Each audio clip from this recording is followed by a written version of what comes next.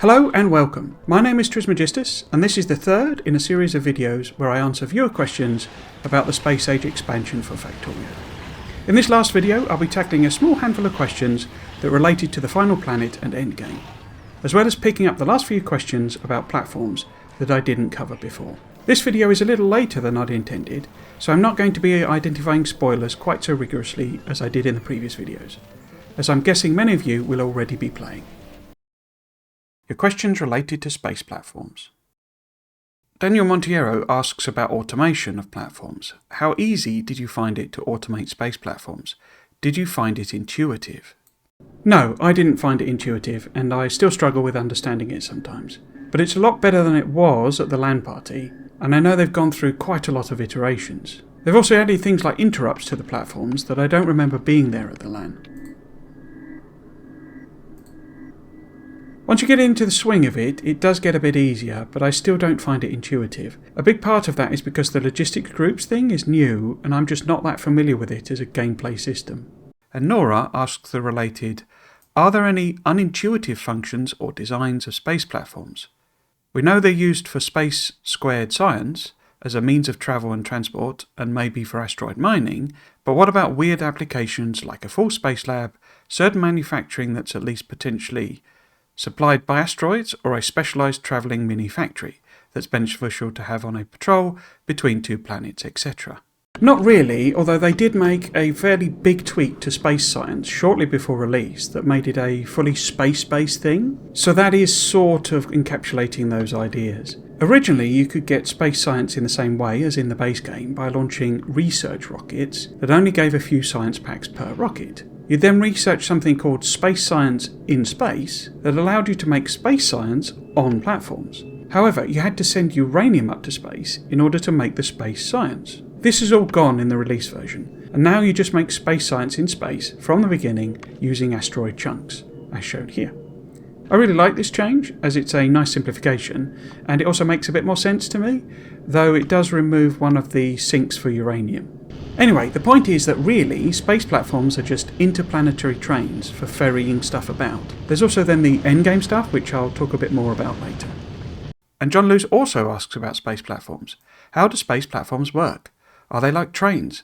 Can you set a specific schedule, or do they need to go in a set planet order? And Professor Bits even asks a bunch of questions about space platforms. How does space platform logistics work? How to set a route? How to set the stop duration condition? How to specify what to send up or down? For example, how does the system differentiate between resource and science pack shuttles, manual resupply, and special use platforms? They also ask, if cargo can be transferred between platform A and platform B without going through a planet, and what are the rough flight times between planets in relation to platform size and engine count? Okay, so I got a lot of questions about platforms, and I've seen both comments on my videos and on Reddit with people not quite understanding them. I'll be honest, I don't feel like I have enough confidence with them to create a tutorial or guide type video that would explain everything about getting them up and running and using schedules and all that sort of stuff. So that'll have to come in the future. However, to address some of these questions, I am going to talk about some of the basics. How to start. Starting platforms is a little odd in that you need something called a starter pack. This can be manufactured using some basic materials and some of the Space Platform Foundation. These Space Platform Foundation pieces actually get laid down around the edges of the hub when it first builds, but it's not enough to build a full platform. However, it can probably fit a grabber arm, so long as you delete some of the pieces and replace them, then you can almost certainly build one of the grabber arms or asteroid collectors. This allows you to fulfill the condition that requires you to build these before later technologies unlock. To create a new platform, you've got two options. Firstly, you've got the Add Space Platform button on the map screen, or you can do it via the rocket interface for a rocket that is set on automated, where you get the Build New Space Platform button. However, this just really opens the same dialog as the other one. This dialog allows you to name the platform and creates the request for the starter pack that, when your rockets are set to auto, will automatically get fulfilled. Note that although I put the request on a different rocket, it's been put into this rocket's request system. This is one of the slightly confusing things. The entire rocket automation is properly automated. You kind of can't control things or, make it do things in certain ways unless you are set to manual. Okay.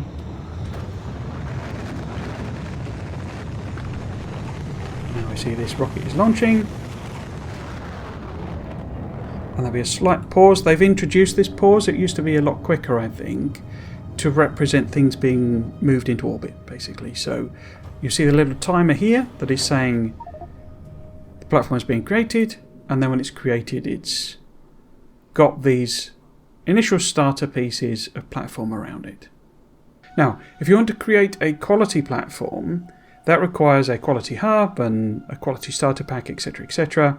So I've just switched into my test game where I've spawned that in, basically. So we have a legendary space platform starter pack.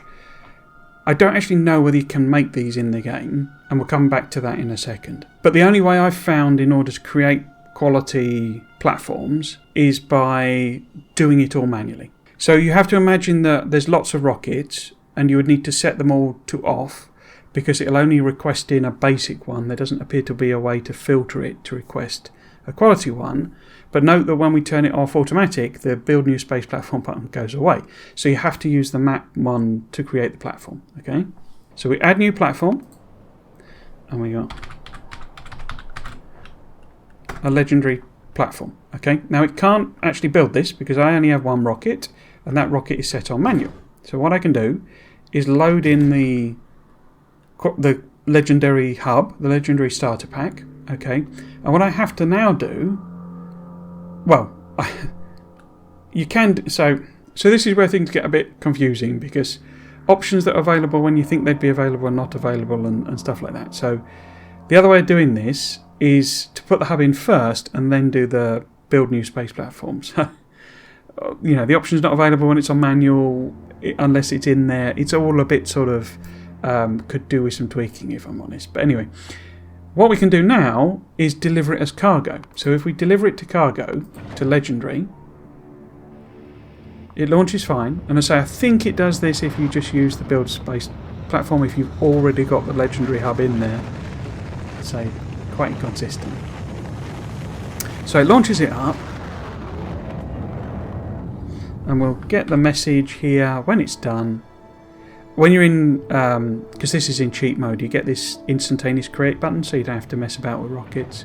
But there you go. So legendary is now created, and if we zoom in, we can see that this is a legendary hub. Okay, and that's the only way I've found to force it to do hubs of particular quality. You have to either put it in the rocket and launch it, and tell it to give it that name. Or you have to obviously do it via the map menu as I showed you, and it's about manually delivering it as a cargo or doing it there. So if you've got a whole system set up with 20 rockets or whatever, and you want to start doing quality hubs, it seems to me like you can only do it manually. Now one of the reasons for that, it has very little impact. So the actual space thing itself, the hub, the pieces have no quality effect. A space platform scaffold piece is not quality. It doesn't. You can build quality ones, or I was able to, but you can't actually. It doesn't mean anything for it to be quality. It doesn't get more health or anything like that. What this does acquire when it is quality is, I don't know if you can see there, it's got a bigger health. So in theory, it could survive bigger impacts, but that's it. It doesn't have more cargo space, which is what you really want. Okay, so I would debate the value of quality platforms.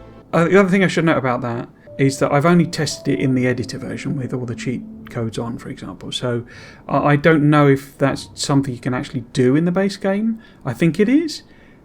But even if you do, I don't really see the value of it. It doesn't give you a great deal that's actually useful. But yeah, that's the only way I've found to create quality platforms. One of the things to note once you have a platform is that the asteroid chunks, the smallest pieces, crash into your platform and make a heck of a racket, but they do no damage.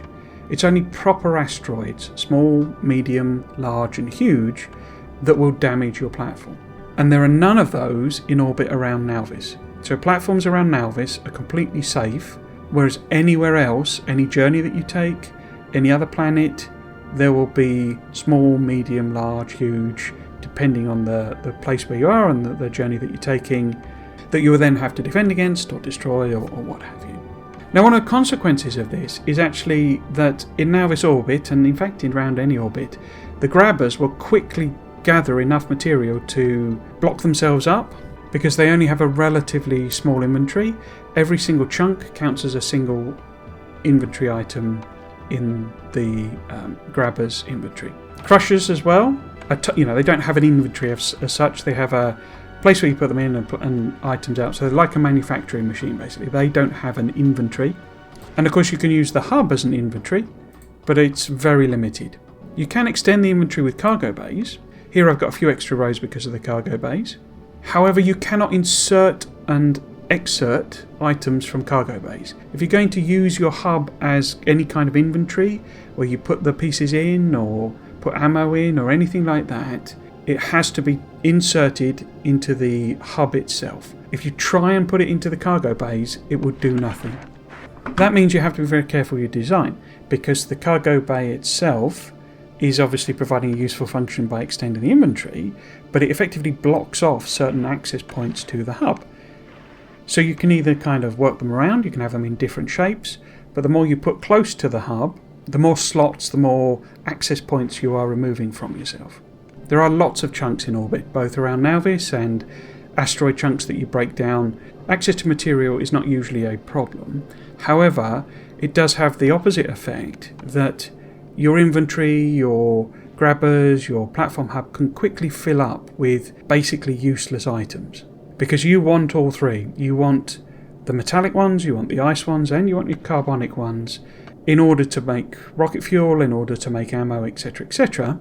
So you need to come up with a way of managing what you're doing. Now, luckily, inserters can just throw things off of the platform, and there are no consequences for this. They don't crash into the platform, they don't have any effect on it.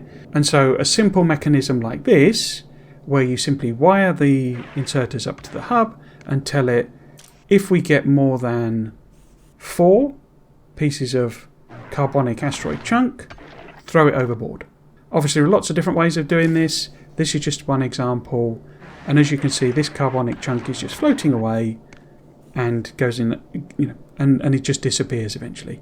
Yes, so notice that it's working with the chunks here. You could obviously do it with the actual ore itself. You could crush it and then put it in the hub, and then manage the pieces in there. I say there are lots and lots of different ways of doing it, but what I'm doing is keeping a stock of chunks in the hub and then pulling these out into the crushers and then processing from there. The crushing recipe does have a kind of a feedback loop, and that's from the very beginning. You can improve it and change it with various recipes, various technologies that you can research, but fundamentally every time you crush a chunk, there is a chance of getting a chunk back again. So you have to do something with that. In this case, I'm putting it back into the platform, and almost certainly it's then being thrown overboard. But yeah, there are lots of ways of doing it, lots of ways of managing it. This is just a very, very simple one for a very, very basic early game platform. And I guess the fundamental point is you need to be using garbage disposal from the very beginning, very quickly, set that up. Otherwise, everything will grind to a halt, because the chunks, the asteroids are all random, so you could end up, say, getting lots of ice ones at once and then, being quite a while before you get metal, and so your platform could fill up with ice and, you're then stuck, basically. You need to be able to have all of them and process them as you go and then manage it. Rocket interface. The whole rocket interface was really clunky and confusing at the LAN. For example, you had options to automate rockets, but it was with a separate option here. And the options on the side here didn't really relate to those automation. You also had the whole initial space science thing. So there were basically options to launch research rockets, which were the ones that would give you space science initially. And it's partly because of that and the complexity that it created that I really like this change. It's why I quite like the simplification, because it led to a simplification of the menu. Anyway, the current menu is a lot better. You have this tick box And in the logistics request section, that is how you automate a rocket. What this then means is that the platform will respond to the automated requests being made by platforms. One thing to note is that the rockets that are fulfilling those auto requests are part of the logistics network, and these requests are filled by bots. They cannot be filled by inserters. However, you still need to put the low density structures, rocket fuel and blue circuits into the rocket in order to build the rocket using inserters, and only inserters. If the manual is rocket, inserters can still put in items into the rocket's inventory, and I guess you could use some kind of circuit control or something like that to control them, but it's probably easier just to do it manually, as that's kind of the point. To deliver things manually to a platform, you use the deliver cargo option.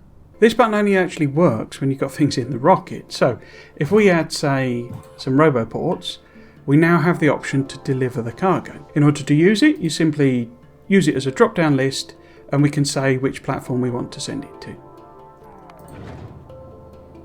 And off she goes.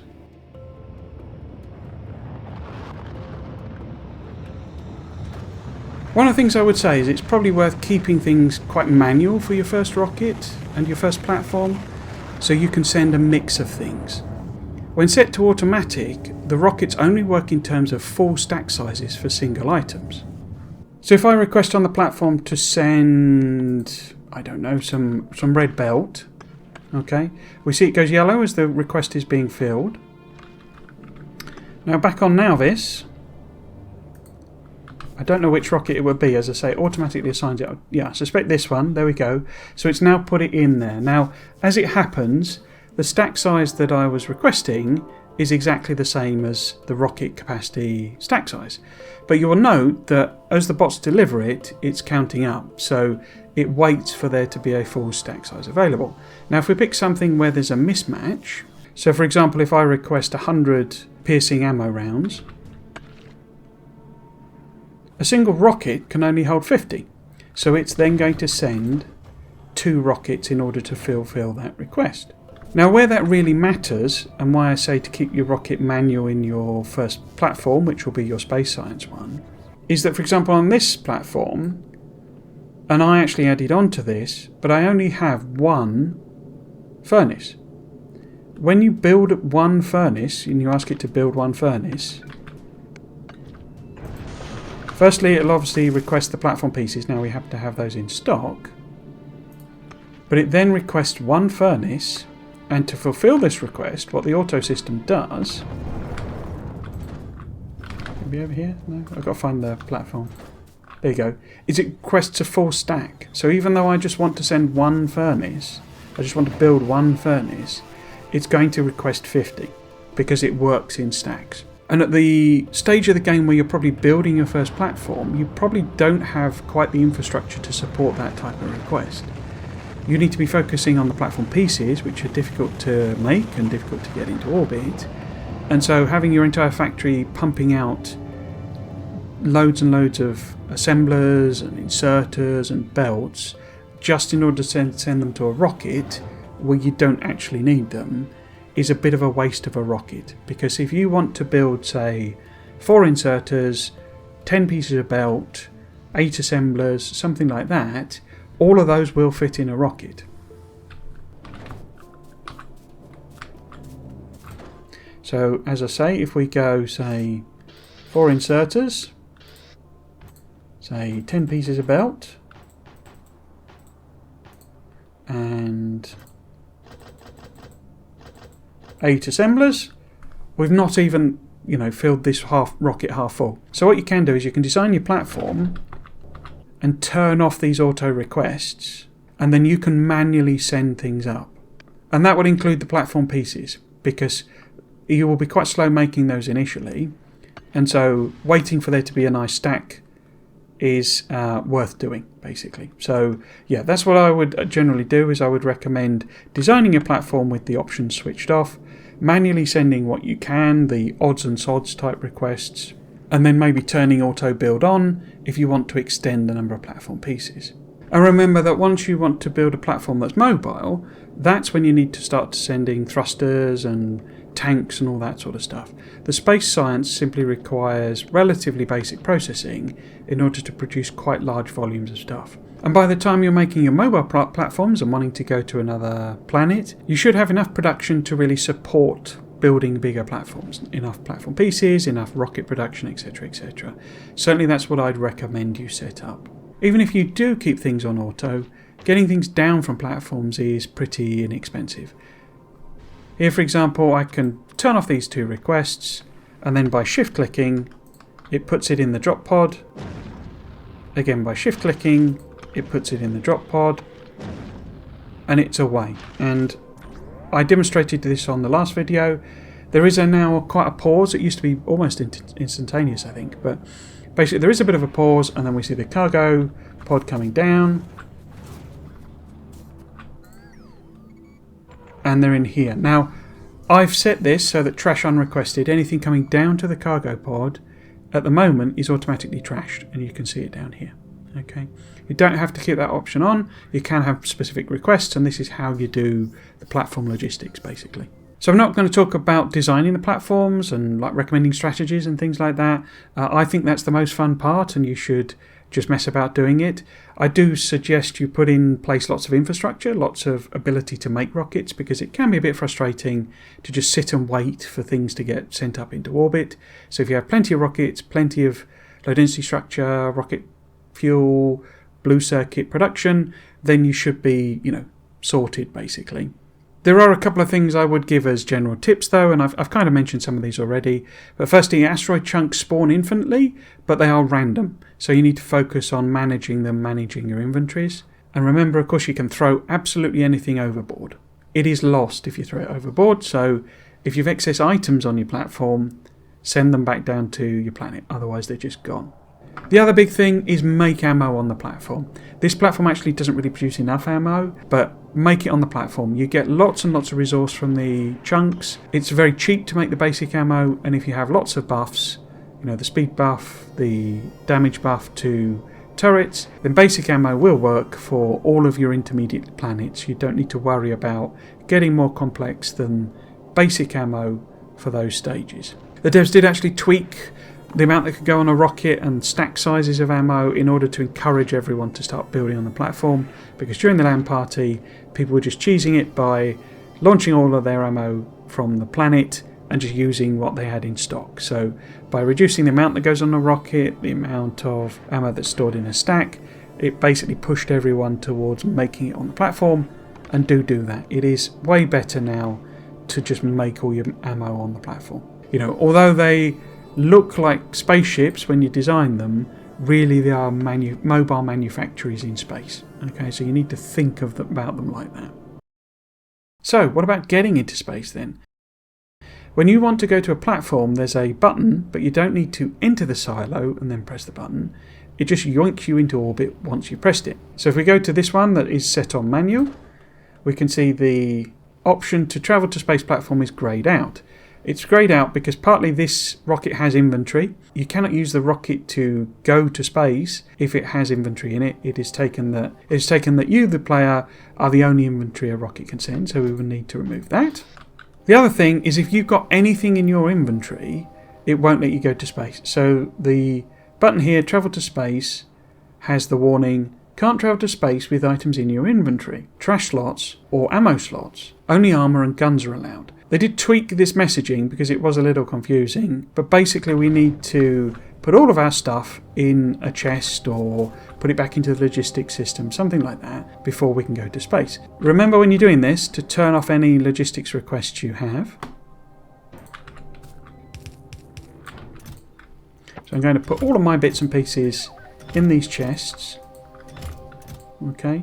The other thing it does remind us of, we can't have ammo, though we can have the weapons. Okay, we can carry the weapons, but not the ammo.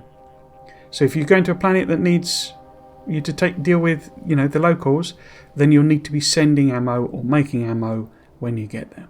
What we can do is have power armor on of any level, and we can also have personal equipment in the equipment grid, basically, because that was one of the things they found, that if they were asking people to keep removing all of this stuff, it was just a pain in the bum, and they were making loads and loads of stuff for no real reason. The bit I don't agree with, I've now got my blueprint book and it won't let me launch. Okay, in order to launch you can't even have blueprints on you. I disagree with this decision. I think blueprints should be allowed, not least of all because you've got this weird thing here, my blueprints, which is just this accessible thing, so it's not really stopping you. What it's doing is effectively forcing you to use my blueprints or game blueprints, and that's some sort of weird instant teleport system, I guess, of information. To me these aren't items. They used to be items in the game, but they're not items, and so it won't let you do it. So if we now go over there, we now say we can travel to space, and I say I disagree with blueprints not being allowed. Basically they should be zero weight items, like, you know, we can carry weapons for some reason, but we can't carry blueprints. It just doesn't make any sense to me. So in order to simply use this option, we simply click here and it gives us the option again to go to any platform in orbit. So if we go up to totally planned platform,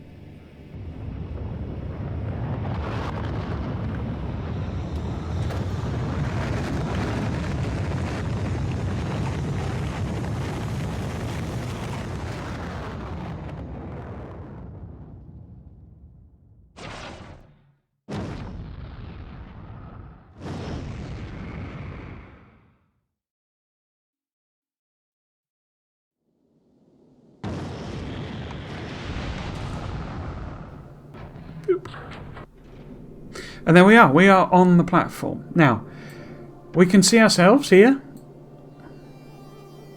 If you're playing in the editor, if you're using the editor, you can actually run around on platforms, but in the game itself you are trapped in the hub, and that's to simulate, obviously there's no air in space, so you would suffocate outside of it. So it does let you run around on the platforms in the editor, as I say, but otherwise we are trapped on this platform, we cannot move anywhere. It's just like remote building, only you're now on the platform, basically. Logistics groups and schedules. Logistics groups is basically how you control platforms. What you do is you set up a logistics group, which are accessible here on the platform menu, or on this side in the actual platforms. And what you do is you simply create a group. Now you can give them names, which allows them to be reusable across different, interfaces. But basically, if we were to say, right, well, we always want to have, say, 100 red belts, 50 undergrounds, and 50 splitters, then that creates a permanent request for Factorio. We can obviously turn it off and on, and we can trash things that aren't requested and all that sort of stuff. I'm not going to go into a lot of detail on this, as I say, there's some subtleties I don't quite get, but certainly if we give it a name,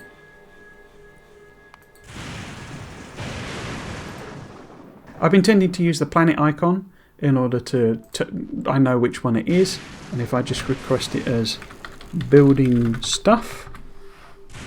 Okay. Now if we go to one of our platforms,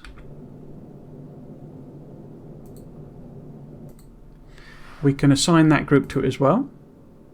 Oops. Building stuff. Okay. It's not actually going to Factorio, so we would need to add that as a stop. And we would add the condition, all requests satisfied. So what this will then do is it will request these items from Nalvis, because unload is not checked. And then it will go to Volcanus and do the requests it's got there. And then it will go to Factorio and do the requests there. And that's kind of the basics of managing platforms. It's very automated. But it's kind of very automated in a way that makes it a little bit confusing. It sort of takes care of a lot of things that you might be thinking you need to set up. Because we're all kind of used to managing trains, which are pretty dumb. And the scheduling system here is very similar to trains, but it's not the same. There are differences, and particularly this unload and load and things like that. Now you can obviously have a lot of the same requests, yeah, and there are different ways of doing the same thing. You can, for example, do item count and requests satisfied, as in set it to one request rather than all requests satisfied. So you do have a lot of options, And this is why I don't feel I'm confident enough to really do a proper tutorial on it, because you've got lots and lots of different conditions. One of the things that's missing, in my opinion, is the ability for circuit networks to talk to platforms and across planets and things like that. But you will see we've got an option here to do a circuit condition. What this is referring to is a circuit condition on the platform itself. So I'm actually using that because my fuel is hooked up to the circuit network and onto the platform, as well as actually some of the other inserters to do other jobs. But this is basically saying, right, now that it's got a circuit connection, when we get a signal of above 20k for both fuels, we're good to go. And when it's got a cargo inventory of above 600 basic ammo, it's good to go.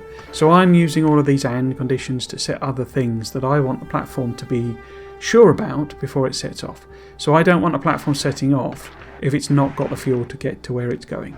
And I don't want it setting off if it's not got the ammo to get where it's going.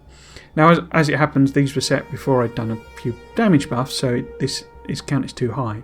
But yes, you need to be thinking about what conditions do you want to fulfill, otherwise the platform will die or run out of fuel or what have you. So you need to be a bit sort of clever with how you're setting these up. But the basic point is, if you're looking at doing item requests, use logistics groups, okay?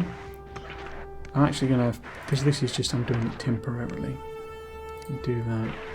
So if we now set this to automatic, it will head off because it knows that all requests are satisfied, because it's now carrying the 3 things we've requested it. Okay, so this will be green, this is all done. And we'll pick up when it arrives, and I'll show you it dropping this off and immediately setting back off again. Okay.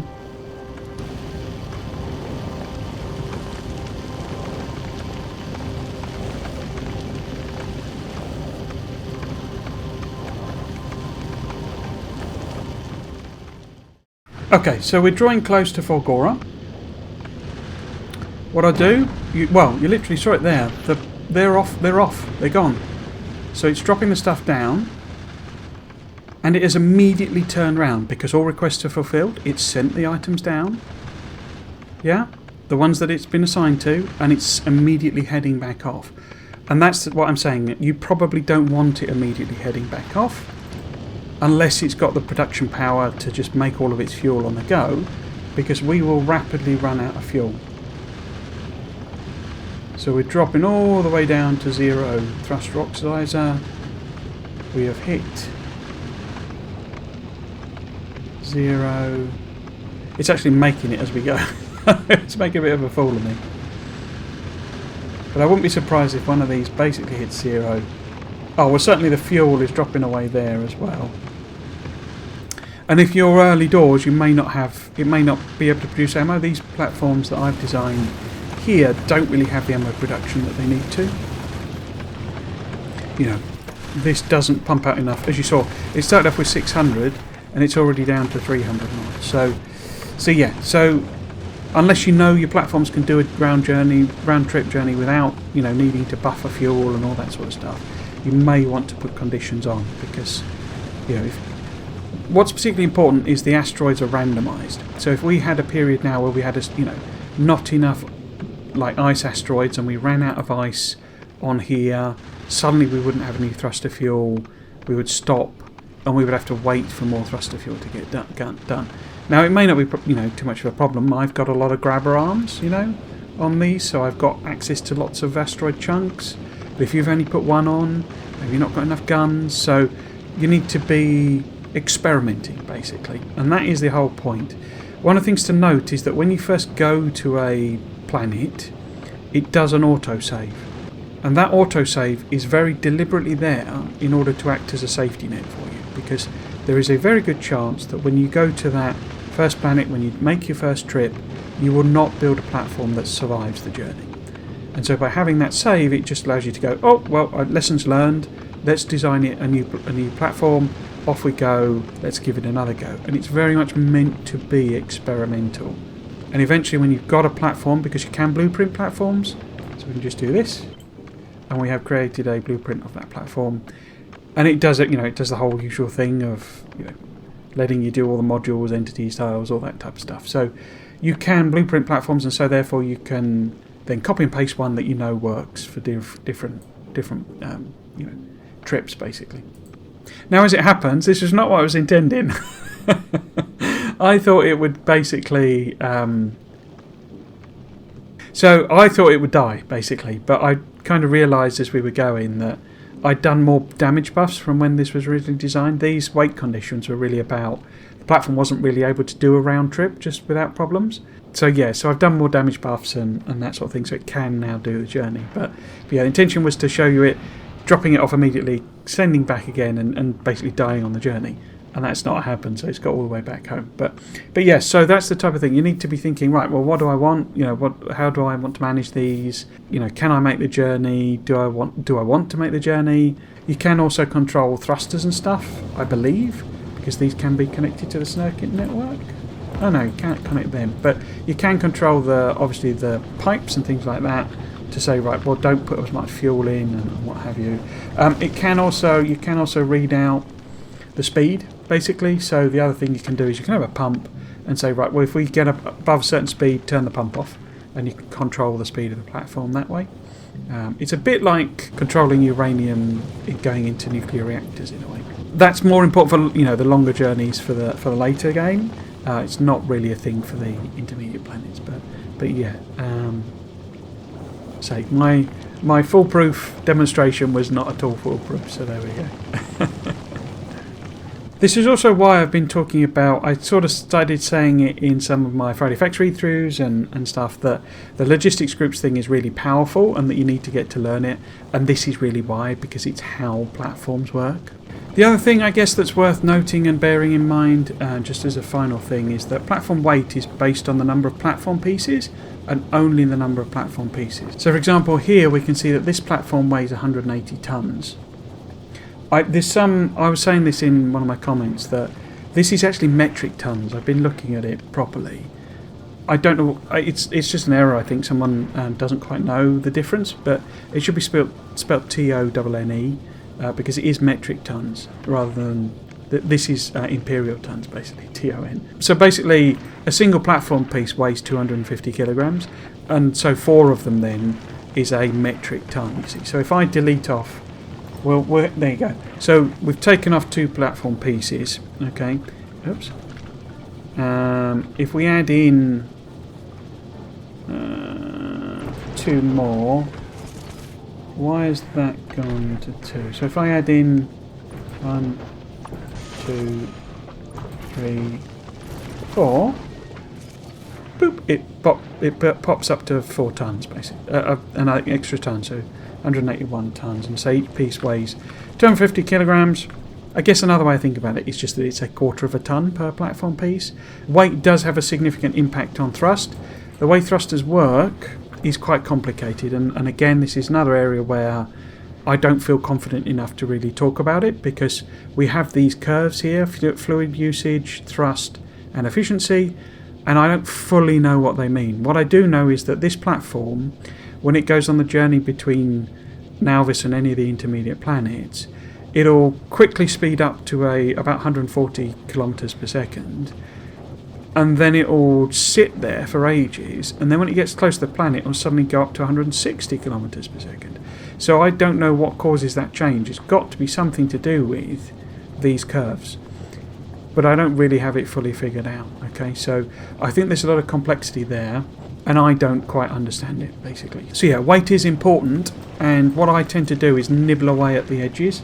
So if I want to reduce because each one is a quarter of a ton, so whoops, you don't need to remove that many. It's putting a piece on there. No, don't do that. I'm fighting with it. There you go. So if you start nibbling away these pieces of platform, yeah, then you suddenly, we've already saved, 2 tons basically.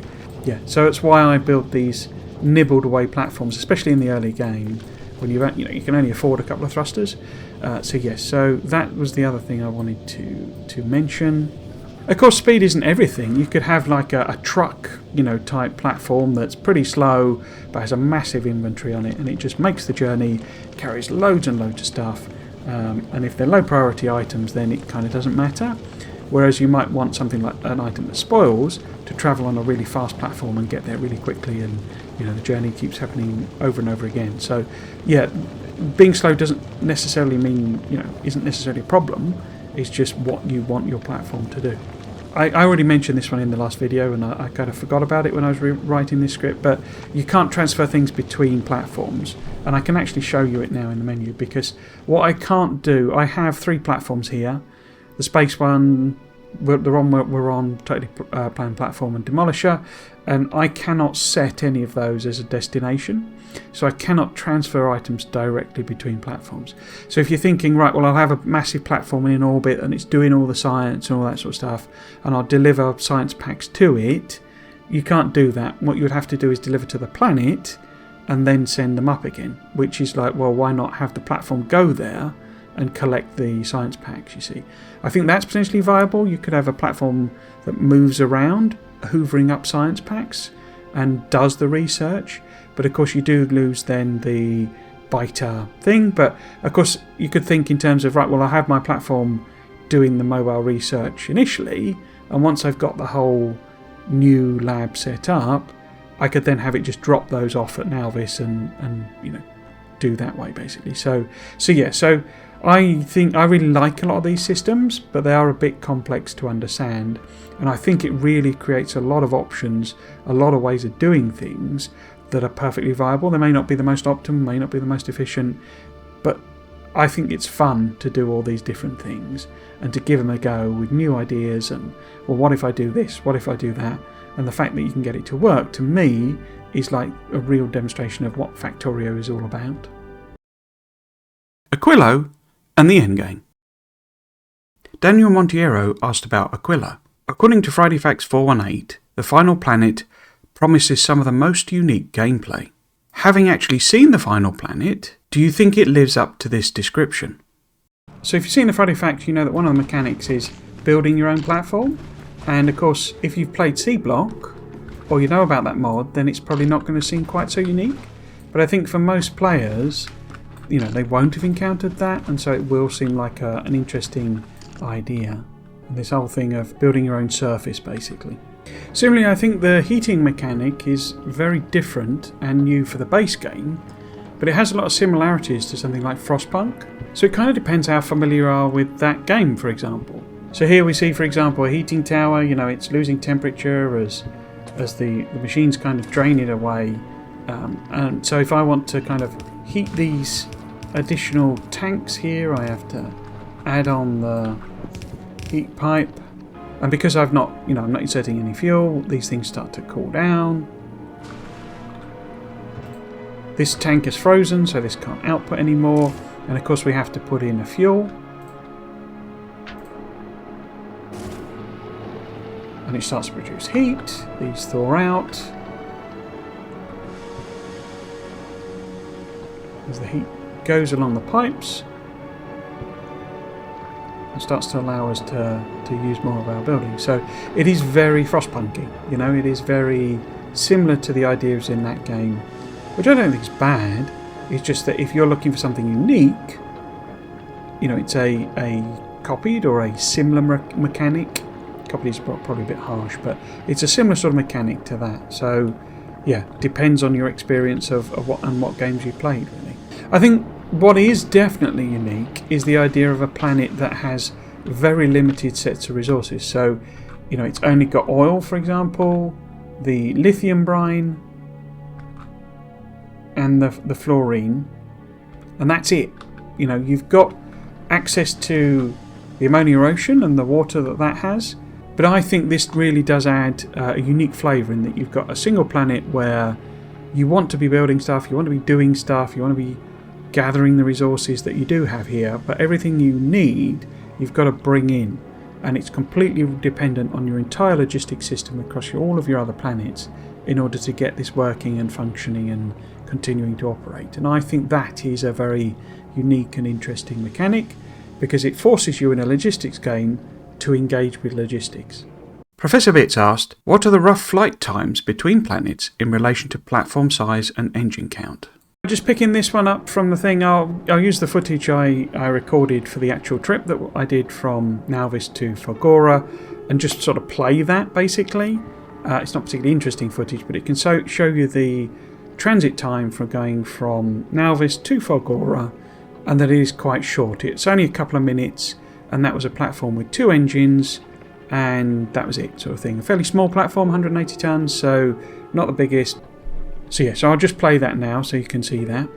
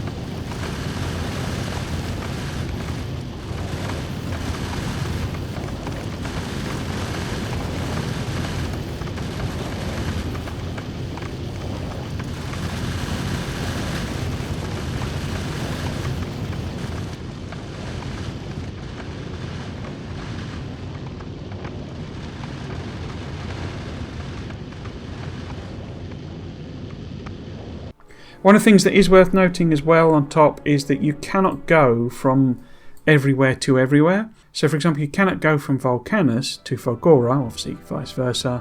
Gleba can actually go to everywhere. It's interesting that that is the kind of hub planet in a sense. And Aquilo is only reachable by both Gleba and Folgora. And then your solar system edge can only be released from Aquilo.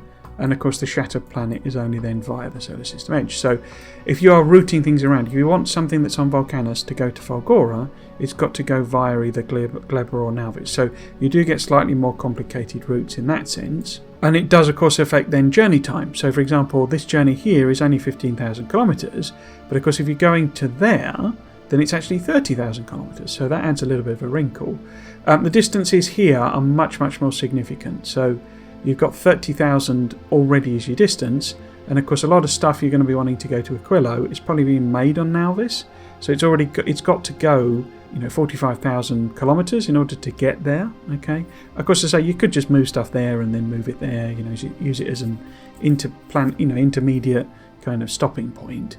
But yes, so anything that's on Nalvis you want to go to Aquilo has got to go 45,000 kilometres. But what's also interesting is that these routes are where bigger asteroids start to appear. So when you're in the inner sort of solar system, when you're doing these routes, all you get is anything up to medium-sized asteroids. And they do give, there's some interesting charts here, I think, that will be very interesting to digest. But basically, all of these internal routes, all these inner solar system routes, it's always medium asteroids. Larger asteroids, so the big asteroids, start to appear on the Aquilo route. So going from Gleba or Folgora to Aquilo, we see the big asteroids. This is more important I'm sort of prepping this for a answer that's coming up. And then Aquilo is where you see huge asteroids appearing. Okay, and then when you get solar system's edge, this is where you get the exclusive Prometheum asteroids. So yeah, so there's a lot more complexity to it than just journey time, really. There's survivability too.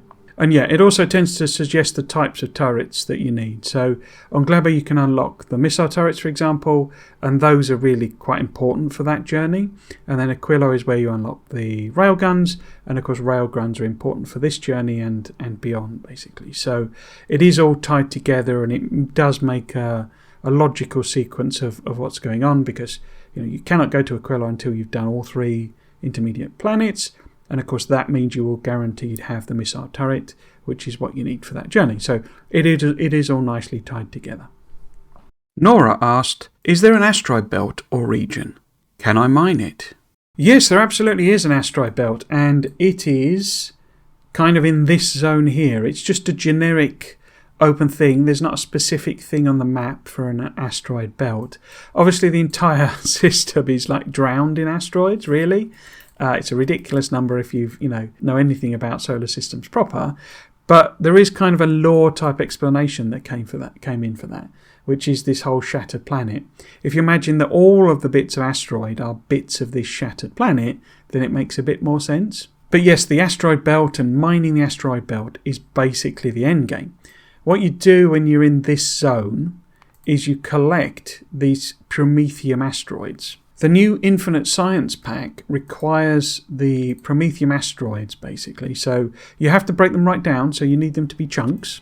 So you need Promethium asteroid chunks, and they are then used in the Promethium Science Pack. This Promethium Science Pack is the only one that's used in the very end game research, and that is the research productivity. This research is pretty expensive. This is obviously very late because the cheat mode unlocks lots and lots and lots of the infinite technologies, but every single round of the research increases lab productivity by 10%, which is a huge boost. So the point is that although this science pack is only used in the one science, it's very powerful for all of your science and everything that you want to do. Promethium asteroids, as I say, are sort of a representation of the core of the shattered planet, I would say. And in my personal headcanon, all the other asteroids are sort of the outer surface. So really the reason this planet is shattered, the core is what represents these Promethium asteroids, basically. And that's why you can only collect them out here, because they've not moved very far. They've not kind of transited very far into the inner solar system. But one thing to note about it is that it was quite a late edition. In fact, a very late edition. Originally what you did is that you essentially went to... Now, I can't remember exactly what it was, but I think it was still the solar system edge, and then this was just described as interstellar space. There were these Promethium asteroids that you were collecting, I think... I'm not 100% on that, because obviously I hadn't got anywhere near that. I'd literally only seen... Because this is your end... This is your victory condition, is getting here. The other bit is the end game infinite research part. So no one had done this in the LAN party, because all they did was get to this, and that was a victory condition, and that was all shown on the big screen, and that was it, basically. So the whole Promethium thing just wasn't there at all, and I don't know whether there were these Promethium asteroids there and they've just associated with them Shattered Planet, or that whole thing was an introduction. I just wasn't that far into the game. I seem to remember it being there. I seem to remember seeing it in the Factoriopedia, but I can't properly recall. And I think it's them being tied to this Shattered Planet that's been the addition, basically. I'm pretty sure, as I say, that the science pack was always there, and it was always about collecting this special asteroid and using it in the science, but the recipe changed, I think, several times. As noted in the previous bit, the journey time is significant for this. As you can see, this is like 4 million kilometres, and the idea really is that you're not going to be getting here and then heading out all the way to the Shattered Planet.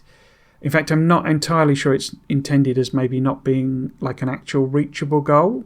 You know, it's one of those see how far you can get goals. And that was the original intention, talking to the devs, that what the idea was is that as well as megabases being the number of science packs, it was how far could you get out into interstellar space. And that it was just an infinite goal, and that there was no reaching it. Now, with it being 4 million kilometres, I think in theory it could be reached, particularly if you were literally going there with the sole intention of going there. If you weren't intending to do the infinite science and you just had a platform that could make everything, including railgun ammo and all that sort of stuff, which I'm not 100% sure that's possible. I think you do need to take a lot of stuff with you. But anyway, if you were building a platform that was just going to that destination, that's a bit different to one that you want to collect the stuff, because what you've got to remember with the science pack is that it also requires biter eggs. I mean, it also requires quantum processors, which are a very difficult thing to produce. But I guess in theory, you could either take material with you or you could take all of them. But the point is, biter eggs spoil. Okay, so you have a limited time frame in order to do anything in terms of the black science, the Prometheum science, because of the number that you take and how long they last, given there is no refrigeration in the base game. So there's only so much Prometheum you can effectively produce. I'm sure it's an enormous number, but that's it sort of thing. So you want to be talking about it as being a return journey when you're doing that, unless you're doing all of your research out on your platform that's way out there in space. Now, given you can't, as I've just said, that's why I brought it up again, you can't have platforms as a destination for platforms. So you can't have it go out and drop off a load of biter eggs and come back.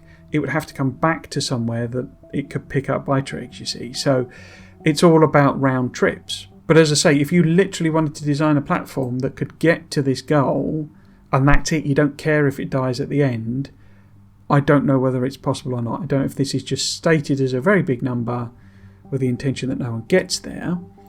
But as I say, the original goal, the original thing that they were thinking was that you've got a double thing for megabases, essentially, where it's the amount of science you produce, but also how far can you get? How far away from the solar system edge can you get? And that was like a secondary goal. Oh, and just to be very clear about it, you get the win, you have won the game screen for doing this, and you do not need to produce any Prometheum science packs or collect any Prometheum asteroids, anything like that, in order to win the game. And that's when you would get that galaxy map, basically. So the whole thing is really aimed at codifying, mega basing and all that sort of stuff as a sort of a proper end game thing and making it more interesting. You've got more infinite researches, you've got more variety of recipes for infinite researches, you've got a specific pack that requires you to engage with the whole distance travelled and, platform doing its thing goal. So you've got lots and lots of different ways of doing a mega base, but that's what the end game is designed to support. It's designed to basically say, right, well, you can just do infinite of these sciences. We've got one here that requires every science pack. It gets really expensive. It requires you to do everything in volume, move a lot of stuff around. Off you go. And it's also, it gives you lots of risk-reward things where can you design a better platform that can go further, that can survive longer, that can carry more eggs, etc., etc., etc. So you've got lots and lots of sub-goals for you to kind of optimise around. Now that the expansion is out, I'd like to pick up on a question that Professor Bitz asked previously that I can now give a more full answer to. Which turret is intended for each asteroid size? I assume gun for small, cannons or rocket turrets for medium, and rockets for large. So I wanted to just pick this question up. I kind of answered it in a previous video of the Q&As and sort of said that it was more about resistances, but I couldn't really talk about it. The reason I couldn't talk about it was the whole Prometheum asteroid, which I felt was a spoiler, and so I didn't really want to talk about it in detail. But basically, they're not really targeted towards you must use this turret. Instead, it's done with resistances, where it then encourages you to use a particular turret type and a particular weapon type as well. So every single asteroid of every type and size is 100% resistant to both electric and fire damage, which means that Tesla turrets and flamer turrets are completely useless against them. The small metallic, carbonic and ice asteroids have a 50% explosion and 20% laser resistance. So we've got 50% there and 20% there. And that applies, as I say, to carbonic and ice. So they're all basically the same. And that applies for everything, essentially. So although you've got all these different types, these are all exactly the same resistances, even the Prometheum ones. So Prometheum has exactly the same resistances. The way it differs is that the healths are all doubled. And I'll come back to that in a second. One of the things about that is it means that lasers are actually fairly effective against the small asteroids. The difficulty with them is the power, because it means having lots of solar panels and potentially accumulators in order to basically be able to power lasers. But it's not necessarily a bad thing to have a couple of lasers that are just targeted on the small asteroids, especially if you've got a platform that is at risk of running out of ammo. But note in particular there is no resistance at all to the physical damage. So bullets are 100% effective. And of course bullets fired from a turret gain, the additional buff from turrets. So they're very effective against smaller asteroids. The mediums, again, I say this applies for metallic, carbonic and the oxide ones. They then have a 30% explosion resistance. In other words, less resistance to explosion. But they go up to a 90% laser resistance. In other words, lasers become almost completely useless against mediums. However, they do acquire a 10% physical resistance. So you're getting into the territory where having a few missile turrets isn't necessarily a bad thing, but it's not really a requirement. You can do mediums, which is really the inner solar system journey, using bullets. And what will happen as we go up is that the physical resistance will increase, laser will almost, cap out basically, and explosion will actually get more resistant as we go up as well. If we then go to the big asteroids, we see that laser reaches 95%, so almost completely useless. Explosion has dropped to 10%, and physical has now acquired a 2000% fixed resistance, which basically means you've got to do more than 2000 to even have any impact, as well as that 10% reduction. In other words, this is where you get into the territory of really you need to be using missiles to deal with the big metallic and other type asteroids. And of course, these asteroids appear on the trip between Fulgora and Kleber and Aquilo, basically. So they're on that Aquilo journey, and you will be guaranteed to have the missile turret available if you are potentially considering that journey. So what it's saying is start using missile turrets, if you haven't already, on this journey. If we look at the huge asteroids, then we'll see that explosion is now at 99% resistance, laser is also at 99% resistance, and physical now requires a 3000 damage to get over the initial threshold. Effectively then, missile turrets are basically useless against huge asteroids, and almost everything else is as well. The one that is notable is the physical, because obviously that is guns, but really it's the railgun. You need to be using the railgun to deal with huge asteroids because they are able to deliver that more than 3000 damage instantaneously. Whereas a gun turret can't deliver that sort of damage. The other thing that's worth noting is the health, which goes from 100 to 400 to 2000 to 5000. That one, it's like 4 times as much to that one. That one, it's whatever that is for, 5 times as much as it to that one, and then that one it's sort of 2.5 times as much. So it's not, it's not exponential, but you get the point that it's more than double the damage. For the Promethium, it's all just doubled, so it goes 200, 800, 4,000. 10,000. So these are really difficult to destroy. And what you actually find in this journey, when you look at the chart, is that the only things you get in the journey from the solar system edge to the shattered planet is the huge ones and the Promethium one in like ramping up volume. So as you get way out towards the actual edge point, the Promethium asteroids just go off the chart and everything else drops away. And of course it's this everything else that you're using for fuel and for ammo, etc, etc. So it becomes a real challenge if you're getting right the way up out here, which is why I don't know if it's really possible, because you're getting loads of these that take a lot of damage to destroy and nothing to restock your ammo or fuel. Okay, so this is like I don't know if this is like an impossible challenge, but that's kind of where it's getting to. And as I say, you're getting no small... you are actually getting... Are you? No, 0 of the smallest ones.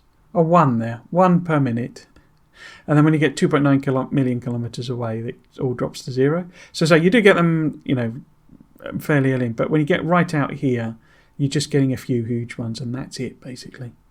And the other thing that's worth noting is that the way it, particularly for this journey, destroying one of these does actually produce quite a lot of resources. So I say it may be doable, but basically a huge asteroid will break into 3 big ones. 3 big ones will break into 3 medium ones. So that's obviously 9 of those in total. Each medium one will then break into 3 smaller ones.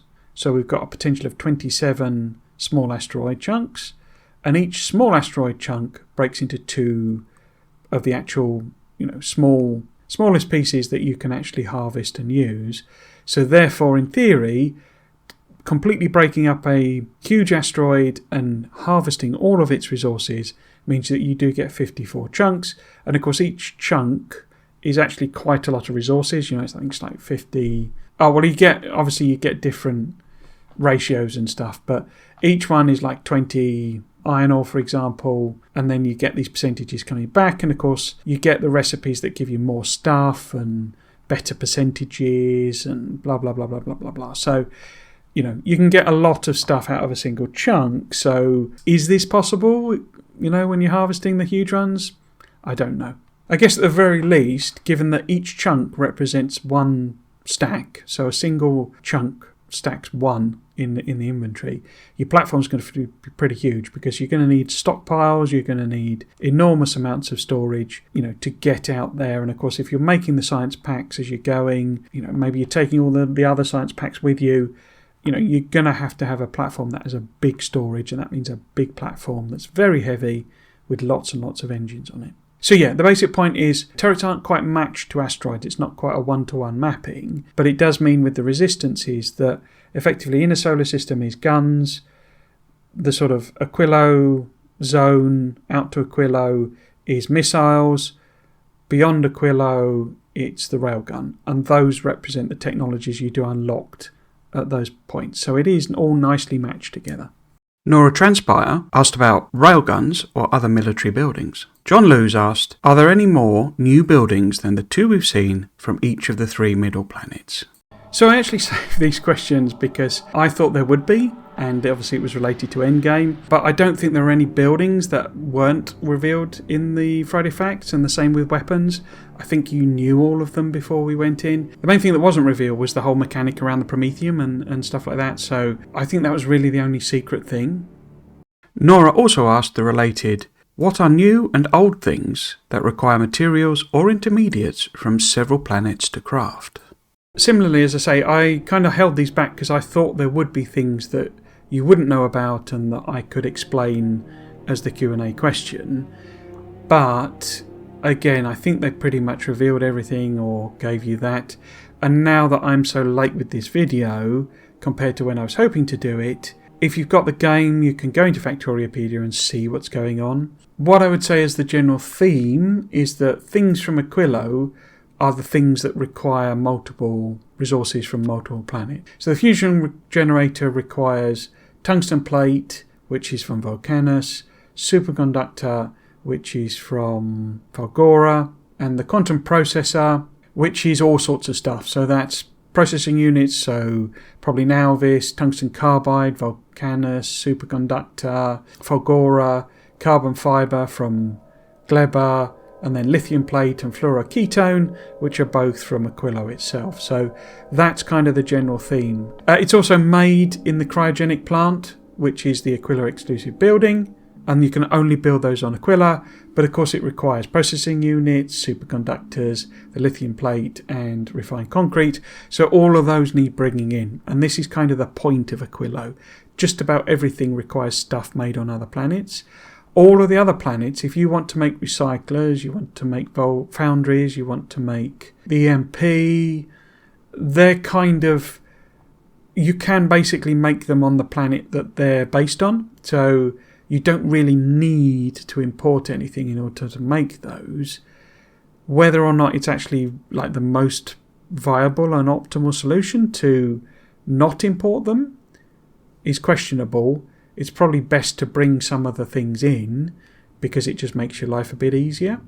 But as I say, in terms of, say, for example, EMP, as we see, all of those materials, steel is just in the scrap, processing units are in the scrap, holmium plate you make from holmium ore, which is in the scrap, refined concrete is, steel, iron stick, which they tweak the recipe so that you can get iron stick, that you can now get them out of buildings. That was the only kind of soft lock basically, but then concrete is just in the scrap as well. Water you can get from ice, which is in the scrap.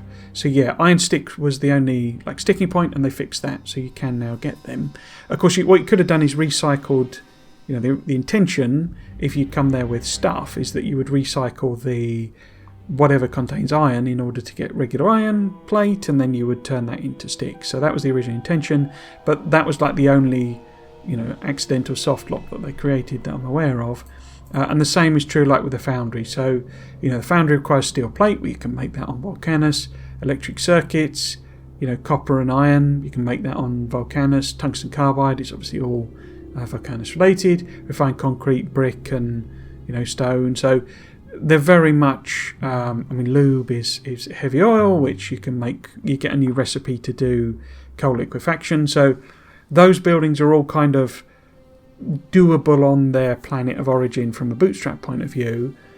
Whether that's optimal is questionable, but Aquilo is really not. And Aquilo buildings are, and things and materials and resources are very much, you gotta bring stuff in order to make them. My playthrough. Daniel Montiero also asks about my Let's Play. How will you structure your playthrough the week before release?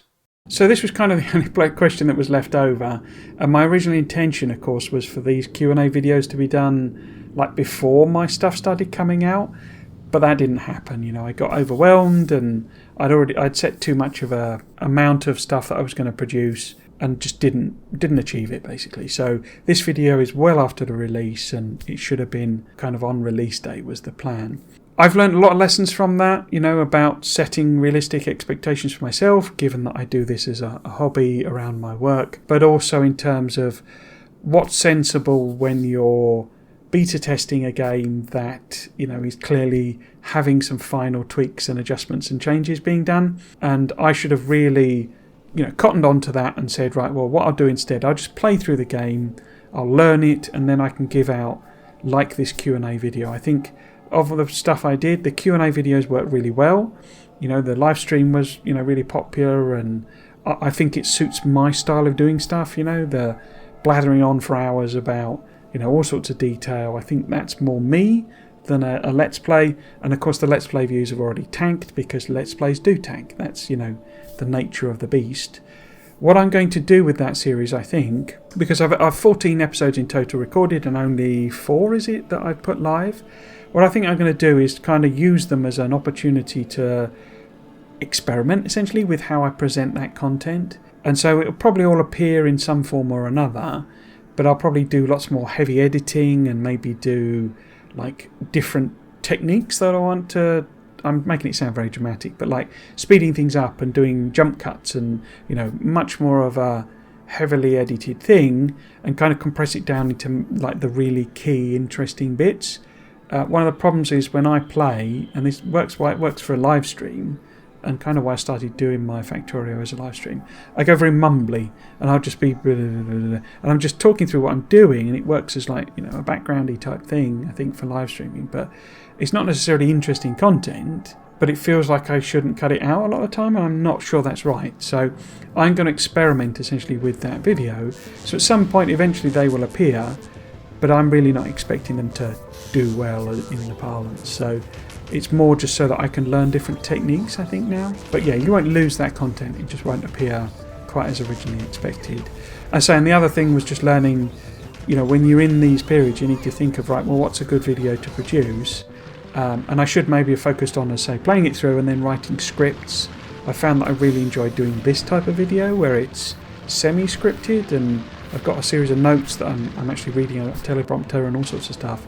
And I think I really enjoy making that, so I think that's what I'll focus on going forward. But yeah, in terms of my playthrough, the Let's Plays will appear as a catch-up eventually when I'm messing about with them. And it will continue as a live stream series.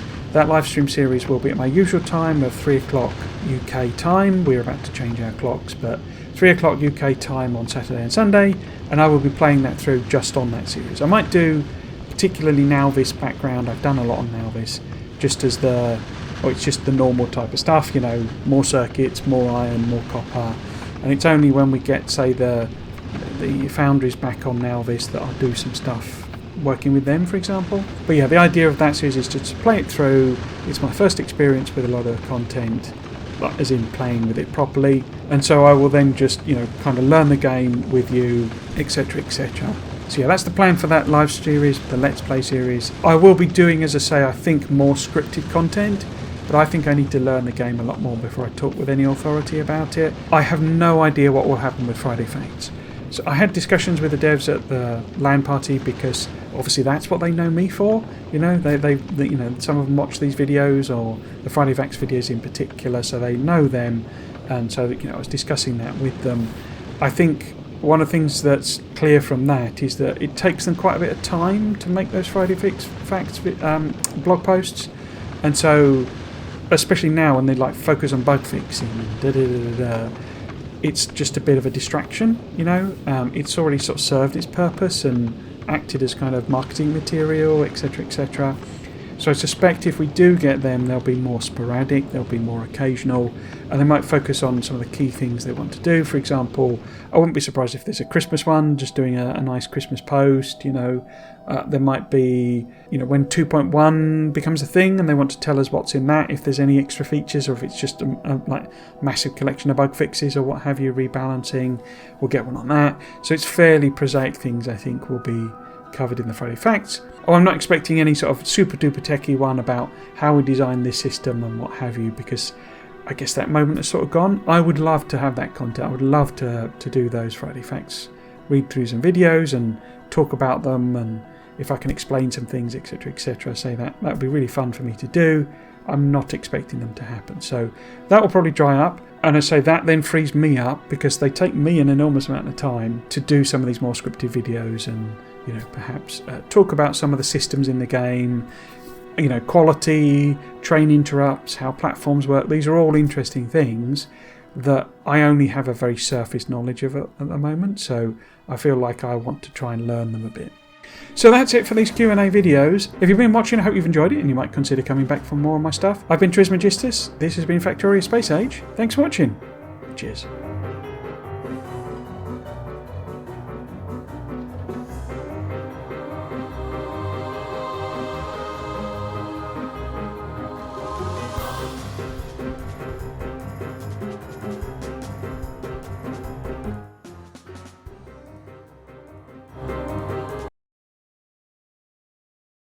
Let us go to the rocket, rocket.